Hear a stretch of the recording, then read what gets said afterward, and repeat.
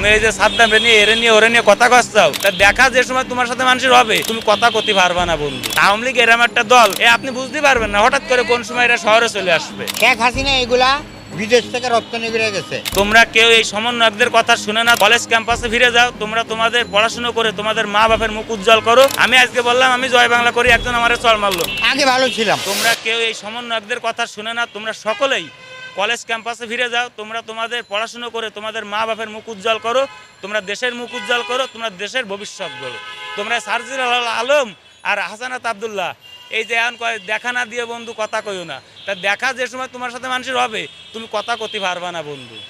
তুমি এই যে সাদ্দাম নিয়ে এরে নিয়ে ওরে নিয়ে কথা কচ্ছাও, সাদ্দাম হয়তো বা মনে করো যে এই বিএনপি ছেলেবেলেরে টাকা খাইয়ে ভর দিয়েছে, কিন্তু ওই একে এম ইনামুল হক শামীম, ওই নাজমুল হাসান দুরজয়, ওই সিদ্দিকী নাজমুল, ওই আহম বাহাউদ্দিন নাসিম, ওই মাহবুবুল আলম হানিফ, এরাও ছাত্রলীগ করিল। এই আমলের লোকজনও অনেক আছে।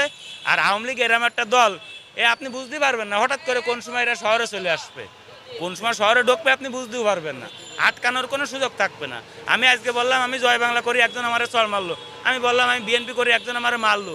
কিন্তু এই গত আমাদের যারা চল মারতে আসতেছে এই লোকটা আসছে গত মাসে আওয়ামী লীগ করতো, এই মাসে বিএনপি করে।